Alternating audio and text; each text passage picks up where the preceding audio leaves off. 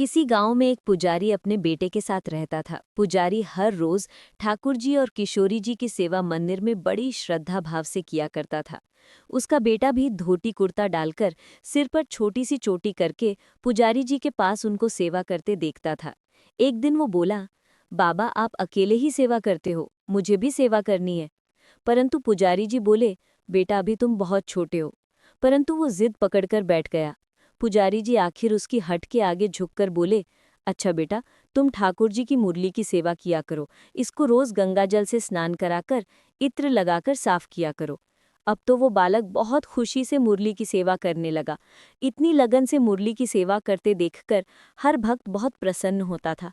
तो ऐसे ही मुरली की सेवा करने से उसका नाम मुरली ही पड़ गया। अब तो पुजारी ठाकुर और ठाकुरानी की सेवा करते और मुरली ठाकुर जी की मुरली की। ऐसे ही समय बहुत अच्छे से बीत रहा था कि एक दिन पुजारी जी बीमार पड़ गए। मंदिर के रखरखाव और ठाकुर जी की सेवा में बहुत ही मुश्किल आने लगी। अब उस पुजारी की जगह मंदिर में नई पुजारी को रखा गया। वो पुजारी बहुत ही घमंडी था। वो मुरली को मंदिर के अंदर आने भी नहीं देता था। अब मुरली के बाबा ठीक होने के बजाय और बीमार हो गए और एक दिन उनका लंबी बीमारी के बाद स्वर्गवास हो गया। अब तो मुरली पर मुसीबतों का पहाड़ टूट गया। नए पुजारी ने मुरली को धक्के मारकर मंदिर से बाहर निकाल दिया। मुरली को अब अपने बाबा और ठाकुर जी की मुरली की बहुत याद आने लगी। मंदिर से निकलकर वो शहर जाने वाली सड़क की ओर जाने लगा। थक हार कर वो एक सड़क के किनारे पड़े पत्थर पर बैठ गया। सर्दी के दिन, ऊपर से रात पड़ने वाली थी। मुरली का भूख और ठंड के कारण बुरा हाल हो रहा था। रात होने के कारण उसे थोड़ा डर भी लग रहा था। तभी ठाकुर जी की कृपा से वहां से एक सज्जन पुरुष रामपाल की गाड़ी निकली। इतनी ठंड और रात को एक छोटे बालक को सड़क किनारे बैठा देखकर वो गाड़ी से नीचे उतर कर आए और बालक को वहां बैठने का कारण पूछा।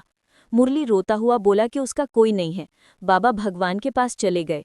सज्जन पुरुष को मुरली पर बहुत दया आई, क्योंकि उसका अपना बेटा भी मुरली की उम्र का ही था। वो उसको अपने साथ अपने घर ले गए। जब घर पहुंचा तो उसकी पत्नी, जो कि बहुत ही घमंडी थी, उस बालक को देखकर अपने पति से बोली, ये किसको ले आए हो? वो व्यक्ति बोला कि आज से मुरली यहीं रहेगा। उसकी पत्नी को बहुत गुस्सा आया, लेकिन पति के आगे उसकी एक न चली। मुरली उसे एक आंख भी नहीं भाता था। वो मौके की तलाश में रहती कि कब मुरली को नुकसान पहुंचाए। एक दिन वो सुबह 4 बजे उठी और पांव की ठोकर से मुरली को मारते हुए बोली कि उठो, कब तक मुफ्त में खाता रहेगा। मुरली हड़बड़ाकर उठा और कहता, माँ जी क्या हुआ? तो वो बोली कि आज से बाबूजी के उठने से पहले सारा घर का काम किया कर। मुरली ने हाँ में सिर हिलाता हुआ सब काम करने लगा। अब तो हर रोज ही माँ जी पाँव की ठोकर से मुरली को उठाती और काम करवाती। मुरली, जो कि उस घर के बने हुए मंदिर के बाहर चटाई बिछाकर सोता था, रामपाल की पत्नी उसको घर के मंदिर में नहीं जाने देती थी। इसका कारण ये था कि मंदिर में रामपाल के पूर्वजों की बनवाई चांदी की मोटी सी ठाकुर जी की मुरली पड़ी हुई थी। मुरली ठाकुर जी की मुरली को देखकर बहुत खुश होता। उसको तो रामपाल की पत्नी जो ठोकर मारती थी, दर्द का एहसास भी नहीं होता था। एक दिन रामपाल हरिद्वार गंगा स्नान को जाने लगा तो मुरली को भी साथ ले गया। वहां गंगा स्नान करते हुए अचानक रामपाल का ध्यान मुरली की कमर के पास पेट पर बने पंजों के निशान को देखकर तो वो हैरान हो गया।